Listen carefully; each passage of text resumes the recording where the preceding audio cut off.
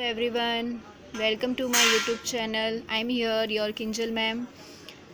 हम लोग इकोनॉमिक्स पढ़ रहे हैं। ये इस चैनल का चौथा वीडियो है और ये चैनल स्पेशली हिंदी मीडियम वाले बच्चों के लिए बनाया जा रहा है।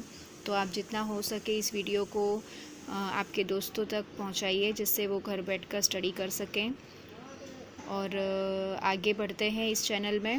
आज का प्रश्न,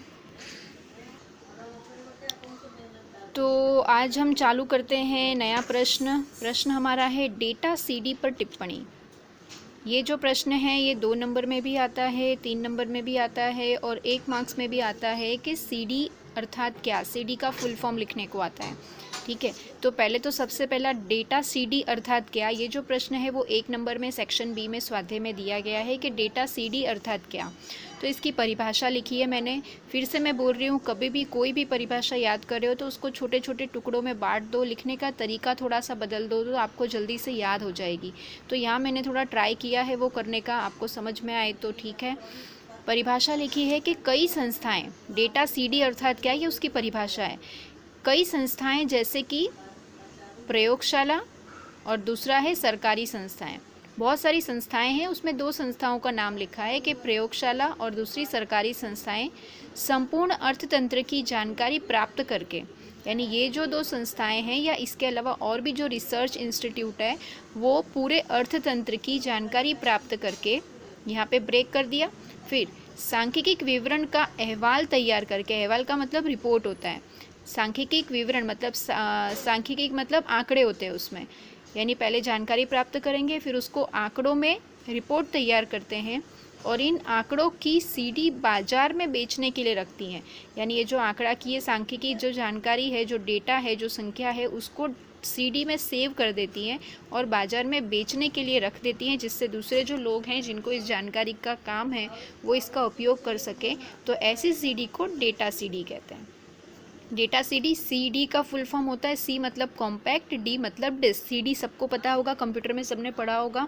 और डेटा मतलब जानकारी, मतलब ऐसी सीडी जिसके अंदर जानकारी हो, वो डेटा सीडी हो गई, ये हमारी भाषा में। ठीक है, पर जब एग्जाम में आता है तो ये परिभाषा आपको लिखनी है। फिर शैक्षणिक तथा संशोधन संस्थाएं, संशोधन मतलब जो रिसर्च करती हैं, ऐसी जो ऑर्गेनाइजेशन है वो ऐसी सीडी खरीद कर इनका उपयोग अध्ययन में और संशोधन में करती हैं। यानी जो उनके पास आंकड़े आते हैं उस आंकड़ों का उपयोग करके वो एक्स्ट्रा उसका अध्ययन करवाती हैं, जो उनके स्टूडेंट्स होते हैं उनको, या तो फिर उसमें और क्या रिसर्च कर सकते हैं वो तय करते हैं। फिर इसका उदाहरण है, ऐसी कौन कौन सी, जैसे यहाँ पे बोला ना प्रयोगशाला है, सरकारी संस्थाएं हैं या और भी जो संस्थाएं होंगी, तो वो जो संस्थाएं हैं वो जो सीडी बनाती हैं वो कौन कौन सी चीज़ों की होती हैं। तो यहाँ उदाहरण लिखा है मैंने 4। पहला जो उदाहरण है वो है राष्ट्रीय आय की गणना की सीडी। राष्ट्रीय आय मतलब नेशनल इनकम, पूरे देश की आय। ठीक है, तो पूरे देश की जो आय की गणना की जाती है उसको एक सीडी में रखा जाता है। अब जिन अर्थशास्त्रियों को इसकी ज़रूरत पड़ती होगी कोई भी निर्णय लेने में, कुछ भी काम करने में, कोई संशोधन करने में, तो वो ये सीडी परचेस करती है। फिर है जनगणना के आंकड़ों की सीडी। जनगणना मतलब पॉपुलेशन को काउंट करते हैं, जो हर 10 साल में जनगणना होती है, उन आंकड़ों को भी सीडी में रखा जाता है। फिर उद्योगों के सर्वे की सीडी। उद्योग मतलब जो इंडस्ट्री चलती है उन लोगों पर सर्वे किया जाता है, वो किसी भी चीज़ का हो सकता है, प्रॉफिट का हो सकता है, सेल का हो सकता है, उसकी सीडी बनाना। और जो लास्ट नंबर है NSSO की सीडी। NSSO का फुल फॉर्म है नेशनल सैंपल सर्वे ऑर्गेनाइजेशन। ठीक है, ये सर्वे करने की एक संस्था है जो मतलब किसी भी डिपार्टमेंट में या किसी भी चीज़ में, अर्थतंत्र में कहीं पे भी सर्वे करना होता है तो ये संस्था करती है। ठीक है, फिर यद्यपि सीडी बनाने का ये काम बहुत ही खर्चीला और बहुत ही समय लगता है इस सीडी को बनाने में। तो ये जो है आपका एक शॉर्ट नोट तैयार हो गया। संक्षिप्त टिप्पणी अगर आती है लिखने में 2 नंबर में या 3 नंबर में, तो आप ये लिख सकते हो। उसके अंदर पहले हमको परिभाषा लिख देनी है, फिर उसके बाद उदाहरण लिखना है और लास्ट में एक एक्स्ट्रा सेंटेंस लिखा है कि जो सीडी बनाने का काम है वो बहुत खर्चीला होता है, साथ ही साथ इसको बनाने में काफ़ी समय लगता है। तो यहाँ पर ये जो एक प्रश्न है आज का वो ये ख़त्म हो गया। बढ़ते हैं नेक्स्ट क्वेश्चन की तरफ। तो ये आज का नया प्रश्न है हमारा, अध्ययन करने में इंटरनेट की उपयोगिता। इसके पहले का जो वीडियो था उसमें था कंप्यूटर की उपयोगिता, कि कंप्यूटर हमको अध्ययन में कैसे उपयोगी है। अब ये जो प्रश्न है वो है इंटरनेट कैसे उपयोगी है। ठीक है, तो यहाँ पे सबसे पहला जो उपयोग है वो लिखा है ट्यूटोरियल। ट्यूटोरियल का मतलब ट्यूशन आप बोल सकते हो, एक तरह का ट्यूशन देने का काम करता है इंटरनेट। ठीक है, सिखाता है हमको, ऐसा बोल सकते हो। तो उसकी डिटेल में लिखा है, कुछ वेबसाइट विविध विषयों की पावर पॉइंट प्रेजेंटेशन तथा पढ़ने की सामग्री ओपन एक्सेस लिंक में रखती है। पावर पॉइंट प्रेजेंटेशन आपने पढ़ा होगा, माइक्रोसॉफ्ट ऑफिस जो आपके पढ़ने में कंप्यूटर में आता है, उसमें जो पावर पॉइंट होता है उसके अंदर स्लाइड्स आती हैं। जैसे पिक्चर कोई भी चालू होता है तो आप देखते होंगे, पहले पिक्चर का नाम डिस्प्ले होगा, फिर प्रोड्यूसर का नाम आएगा, सिंगर का नाम आएगा, हीरो हीरोइन का नाम डिस्प्ले होता है। तो वो अलग अलग वैरायटी से डिस्प्ले होता है, कोई ऊपर से नीचे वर्ड्स गिरते हैं, कोई ऐसे फ्लिप करके आते हैं वर्ड्स। तो वो जो स्लाइड्स होती है वो पावर पॉइंट जैसे प्रोग्राम में बनती है। तो जो पावर पॉइंट प्रेजेंटेशन में वो लोग रखते हैं जिससे बच्चों को पढ़ने में इजी रहे, और उसको ओपन एक्सेस लिंक में रखती है। ओपन एक्सेस लिंक मतलब कोई भी उसको एक्सेस कर सकता है, कोई भी उसको यूज़ कर सकता है, उसमें कोई रिस्ट्रिक्शन नहीं होता है कि आपको इसके लिए पैसे देने पड़ेंगे या आपको परमिशन लेनी पड़ेगी। जैसे आप अभी ये यूट्यूब चैनल जो देख रहे हो मेरा, वो भी एक ओपन एक्सेस लिंक है। इसको कोई भी देख सकता है, कोई भी इसको ओपन करके पढ़ सकता है, सुन सकता है। ठीक है, इसमें कोई रिस्ट्रिक्शन नहीं है। इस तरह की ओपन एक्सेस लिंक में रखती है जिससे कोई भी स्टूडेंट है, कोई भी पर्सन है, वो उसमें से देखकर पढ़ सकता है। दूसरा जो उपयोग है वो है तत्काल शिक्षा। कुछ वेबसाइट पर हमें वर्गखंड जैसा पढ़ने और सीखने को मिलता है। ये लाइव क्लास होते हैं। तत्काल शिक्षा मतलब हो गया लाइव क्लास। कुछ स्कूलों में, जो गवर्नमेंट स्कूलें थी, उसमें कुछ समय पहले चालू किया था, बाइसेक करके एक प्रोग्राम आता था, एक चैनल है सॉरी, उसमें जो अपना शिक्षा का डिपार्टमेंट है वहाँ पर काफ़ी सारे टीचर्स एक क्लास लगाते हैं। तो उसमें अलग अलग टॉपिक लेकर पढ़ाया जाता है, जिसमें कुछ स्टूडेंट्स भी होते हैं, कई बार खाली शिक्षक होते हैं, तो वो वहाँ पर पढ़ा रहे होते हैं। और उसमें टोल फ्री नंबर डिस्प्ले होता है चैनल पर, जिससे अगर हम पढ़ रहे हैं, हम घर पे बैठ कर पढ़ सकते हैं, हमको वहाँ जाना नहीं होता है। तो अगर हमको उसमें कोई डाउट है तो हम उस टोल फ्री नंबर पर कॉल करके पूछ सकते हैं। ठीक है, अभी ये जिस तरह से अभी सिचुएशन जो चल रही है कोरोना के कारण, तो अभी बीच में इसकी ये सुविधा वापस शुरू की गई थी 11वीं और 9वीं के बच्चों के लिए। तो काफ़ी सारे जो कनेक्शन है टीवी के, उसमें ये प्रोग्राम दिखाए जाते हैं। तो उसमें लाइव टीचरों को दिखाया जाता है, और काफ़ी सारे यूट्यूब पर भी ऐसे फैसिलिटी अवेलेबल है, आप सर्च करके देख सकते हो इसके बारे में एक्स्ट्रा। फिर एक कंप्यूटर के द्वारा शिक्षकों के व्याख्यान टीवी पर प्रसारित किए जाते हैं। ये भी वही है, रिकॉर्डिंग करके सुना दिया जाए या तो फिर लाइव क्लास दिया जाए। फिर पढ़ने की सामग्री। असंख्य किताबें इंटरनेट पर बिना किसी मूल्य के पढ़ने को मिलती हैं, जिसे ई बुक्स या तो ई जनरल, ई मतलब इलेक्ट्रॉनिक है यहाँ पे, ई बुक्स या ई जनरल के नाम से जाना जाता है। ठीक है, पढ़ने की कोई भी, जैसे आपके पास अभी टेक्स्ट बुक नहीं है तो गुजरात बोर्ड की जो वेबसाइट है उसमें आपकी जो 12th की टेक्स्ट बुक है वो अवेलेबल है, आप वहाँ पर से डाउनलोड कर सकते हो, PDF में अवेलेबल है उसके अंदर। तो इस तरह की जो किताबें जो मिलती हैं वो भी हमको इंटरनेट पर से मिल जाती हैं, जो हम अगर बाहर से नहीं खरीद सकते हैं तो। फिर विविध जानकारी, इंटरनेट पर सर्च करके किसी भी विषय से संबंधित जानकारी प्राप्त कर सकते हैं। कोई भी टॉपिक हमको सर्च करना है कि समोसे कैसे बनाएं, मैगी कैसे बनाएं, पिज़्ज़ा कैसे बनाएं। ठीक है, बाहर तो हम जा नहीं सकते, तो पिज़्ज़ा हम घर बैठे कैसे बनाएं, कैसे खाएं, हमारा मन कर रहा है तो वो जानकारी अगर हम इंटरनेट पर टाइप करेंगे गूगल पर जाकर, तो हमको उसका पूरा काफ़ी सारी वीडियोज़ आ जाएंगी जिस पर हमको उसका ट्यूटोरियल दिया होगा। फिर सांख्यिकी जानकारी। सांख्यिकी मतलब आंकड़े की जानकारी। अर्थशास्त्र में जिन सांख्यिकी जानकारी का उपयोग किया जाता है, उस जानकारी को विश्वसनीय स्रोत की वेबसाइट से प्राप्त कर सकते हैं। जो भी सांख्यिकी की जानकारी हमको डेटा चाहिए, जैसे मैंने कहा हर 10 साल पे, जो भी मैं बोल रही हूँ ना सेंटेंस, वो ध्यान रखना, इसमें काफ़ी सारे 1 मार्क के क्वेश्चन भी आ जा रहे हैं। तो जैसे मैंने कहा था कि जनसंख्या गणना जो है वो हर 10 साल पे होती है, तो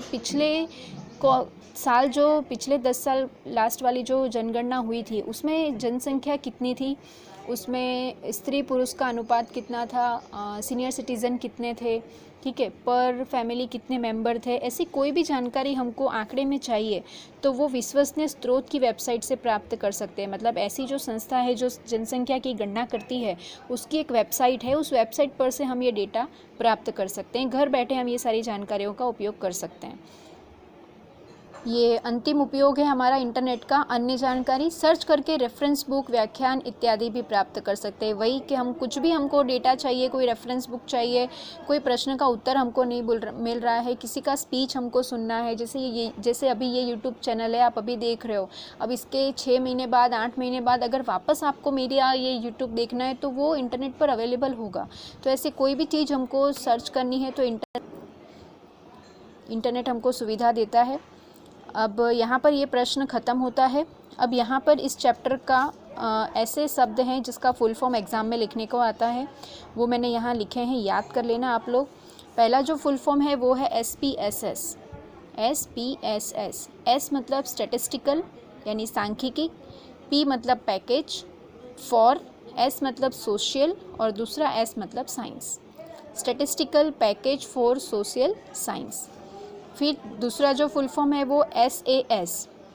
S मतलब स्टैटिस्टिकल, A मतलब एनालिसिस, S मतलब सॉफ्टवेयर। एक कंप्यूटर में एक सॉफ्टवेयर आता है जो स्टैटिस्टिकल एनालिसिस जो डेटा होता है उसको स्टडी करता है।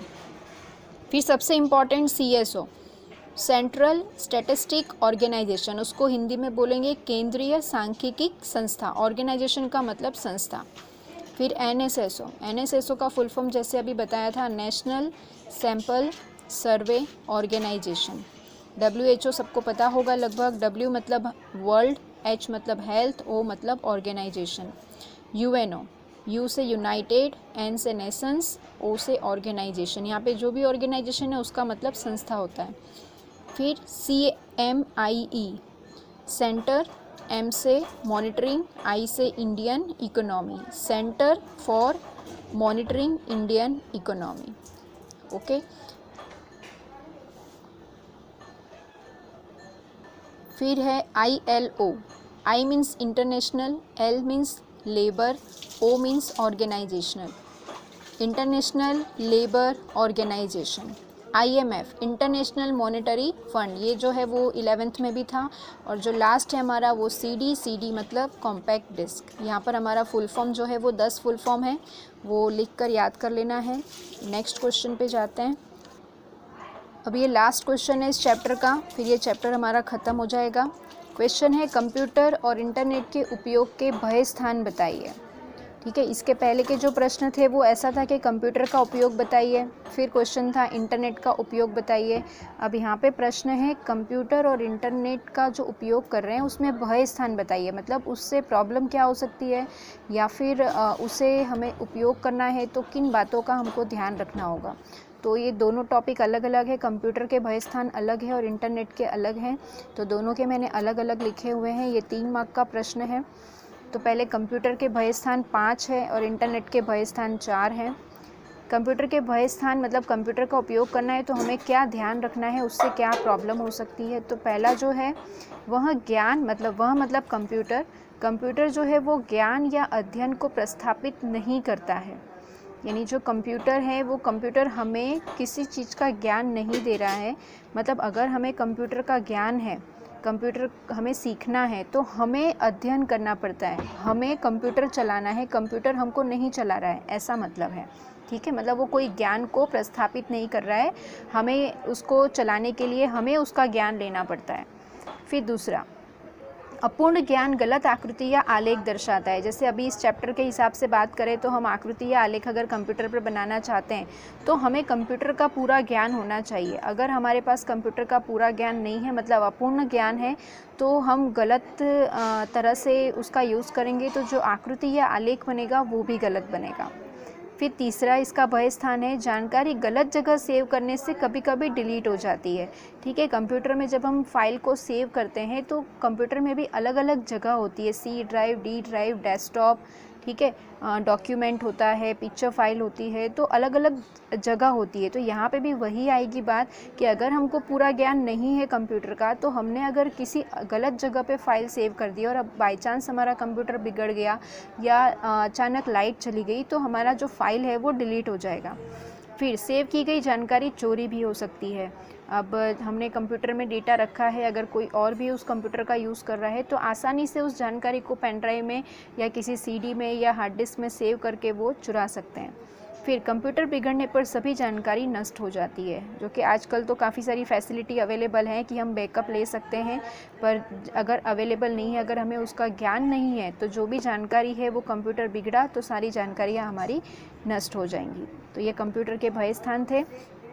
अब इंटरनेट के भय स्थान कि इंटरनेट से हमको कैसे सावधान रहना है। तो पहला जो है, यह विचार शक्ति और तर्क शक्ति का स्थान नहीं ले सकता है। यहाँ पे भी ये जो बात और इसका जो पहला पॉइंट है, ये दोनों ऑलमोस्ट सेम है कि कंप्यूटर जो है वो हमको नहीं चला रहा है, हम कंप्यूटर चला रहे हैं। और यहाँ पे भी वही चीज़ है कि इंटरनेट का उपयोग जब हम कर रहे हैं तो वह हमारी विचार शक्ति के हिसाब से हमको करना है, तर्क हमको लगाना है। इंटरनेट पे बहुत सारी अनगिनत जानकारियाँ उपलब्ध है, हमको हमारे विचार और तर्क से डिसाइड करना है कि कौन सी जानकारी हमारे लिए उपयोगी है, कौन सी जानकारी सही है, कौन सी जानकारी गलत है।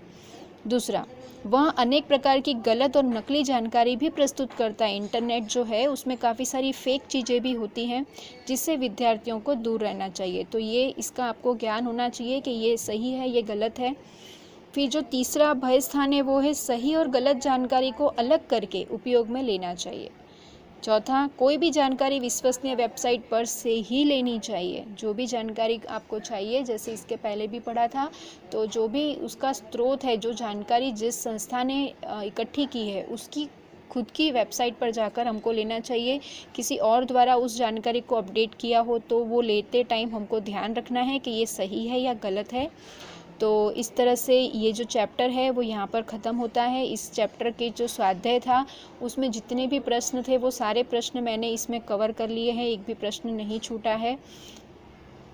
अब जो इसमें एक प्रश्न रह जाता है वो है ग्राफ वाला। जैसे मैंने कहा 4 ग्राफ एग्ज़ाम में आते हैं, तो वो ग्राफ में जो है वो आगे कभी सिखा के, अभी ग्राफ अवेलेबल नहीं है मेरे पास यहाँ पर, तो अगर अवेलेबल होगा तो मैं वो ग्राफ आपको सिखा दूंगी। तो फ़िलहाल अभी इस चैप्टर के लिए इतना ही है, यहाँ पर ये चैप्टर ख़त्म होता है। तो आप लोग इसको अपनी नोटबुक में नोट कर लीजिए, याद करिए और आपके दोस्तों के साथ इस वीडियो को शेयर करिए। सब अपना ध्यान रखिए। Bye bye.